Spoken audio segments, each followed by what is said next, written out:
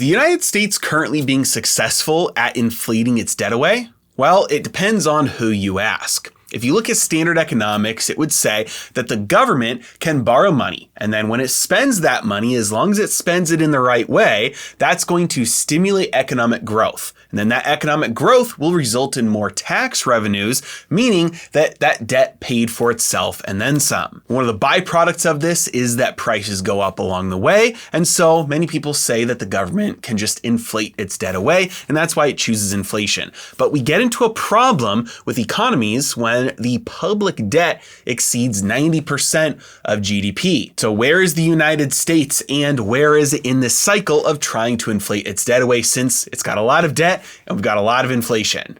Which one is winning? Ready? Let's dive in.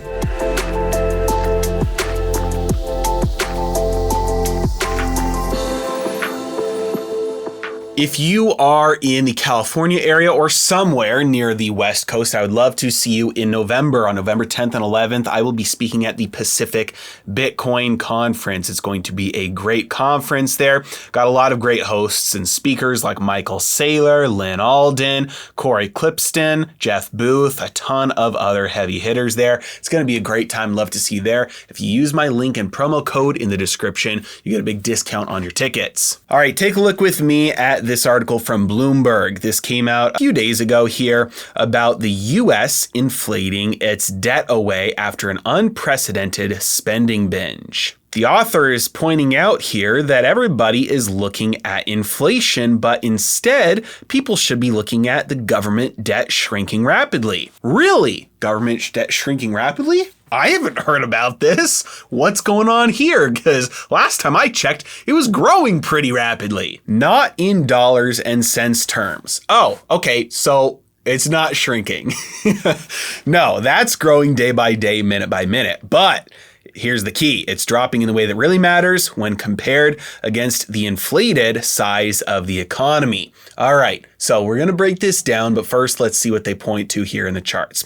US public debt. So we can see here, obviously, this giant pile of debt is growing very rapidly. There was a huge spike here in 2020. We're sitting close to 31 trillion here at US public debt. However, if we look at US public debt as a share of GDP, look at that nice blue line. That nice blue line is smaller than the two big black lines that precede it. Don't mention the fact that it's still way larger than all of the black lines that were before 2020. You know, that blue line, yes, it's a drop from 2021, but just don't pay attention to the fact that it's way bigger than it was from basically 2012 all the way through 2019. But wait, there's more. That blue line is not real. If you hover over that and look at that nice little 95% number, that's a projection. This is for 2022, which hasn't ended yet, whereas 2021 and 2020 have. So this blue line is just a projection. So what is going on here? First of all, let's break down the numbers here. We've got that $31 trillion debt pile. Let me pull up the chart. All right, so we've got the total public debt pile here at almost 31 trillion here. We can see it's just been growing here. However, when we compare it to the size of the economy as measured by GDP, we divide it by GDP, we come up with a percentage. So we're basically seeing how much debt does the government owe versus the size of the economy. So to put it into kind of like personal perspective here, this would be like you looking at your debt pile, seeing, okay, I owe, let's say $50,000, and in my bank, I have $50,000. So at that point, your net worth would be zero. Your debt to GDP, your personal debt to GDP ratio would be 100% because you owe $50,000. You have assets worth $50,000. So if you liquidated all your assets and then use that to pay off the debt, then you would have nothing left over. So your personal debt to GDP ratio would be 100%. Well, for years, the United States government was hovering right around 100%. So that would be like if you somehow were able to sell the entire US economy, which is not actually possible, but let's just say you could, you sell the entire US economy, you get the exact amount as would be needed to pay off that giant pile of debt, you'd be left with nothing left over. And then suddenly we get a big spike. Let's zoom in here. We get this big spike here in 2020 from, a little over 100% to over 135%.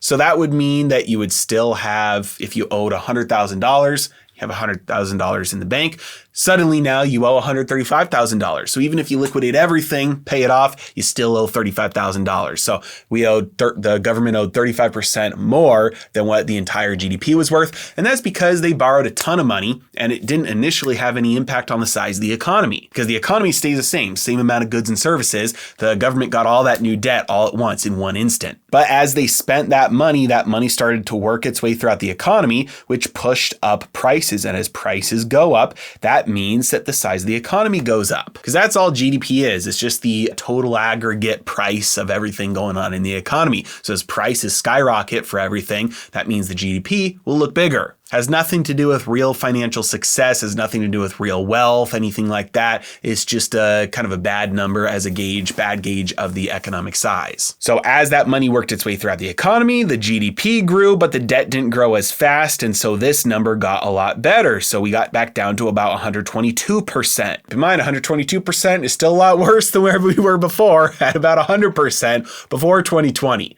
So this improvement here doesn't look as good when you zoom out and realize we were way down here. Now, many economists point to the 90% threshold, and they say for most economies, once you pass that 90% threshold, it's very difficult to come back from that. Why is that? Well, because you get into a kind of a snake eating itself by the tail situation where, yeah, a snake can eat itself by the tail, but that's just going to be digesting its own body. And so eventually the snake is going to kill itself. Similar thing starts to happen here with economies when they get above that 90% threshold. No longer do you have a positive ROI on that debt, because the government can take on more debt and spend that money. And allegedly what that should do is push up prices, make the economy grow more, which would increase taxes enough to pay for that debt. And if we look at tax receipts, that's what started to happen here. We had the biggest tax receipt on record for the United States government by a huge margin in April of 2022 from everything that happened in 2021. We also had a big record here in 2021 that was left over from everything happening in 2020.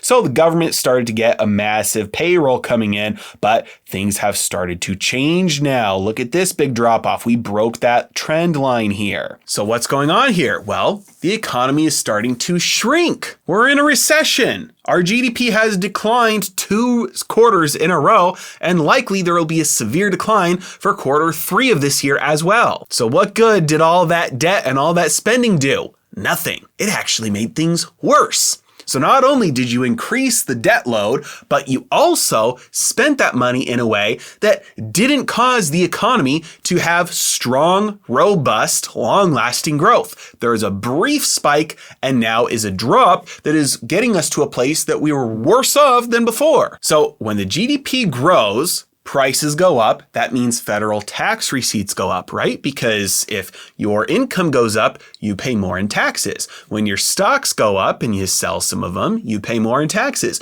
When your house goes up, property taxes go up. When your house goes up and you sell it, you pay taxes on that sometimes. So when prices go up, you're going to have a lot more taxes coming into the government, regardless of whether they change the tax rates on anything. So the federal government wants prices to go up so they can get more income. But once you get past this point, the government becomes such a large burden on the economy. It's like a tumor that's taking up more resources from the body than the body itself. Imagine if I had my body and then sitting next to me was a lump of flesh that was bigger than me, that was a tumor attached to my body, and my heart and my liver and my kidney and all my organs had to keep this tumor surviving, this lump of useless flesh that's just sitting there, not contributing to my health, that's just taking resources away from me, and it's 130% bigger than my body. That would be unhealthy for me. And that's exactly where the government is to the economy. It's a giant lump of useless flesh that's sucking resources out of the economy just to keep itself alive. So when it takes on debt to try and spend money to grow the economy, it has a reverse effect eventually where it causes the economy to shrink,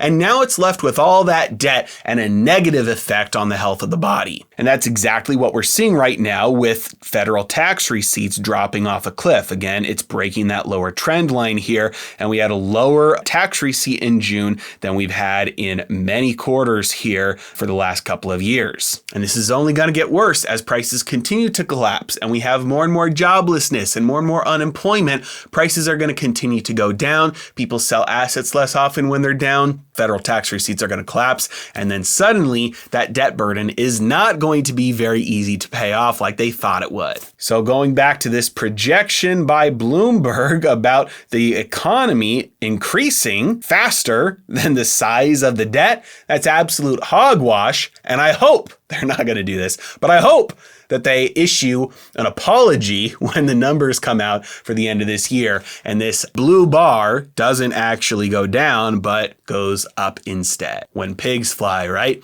As always, I appreciate you guys. Thank you so much for watching. Have a great day.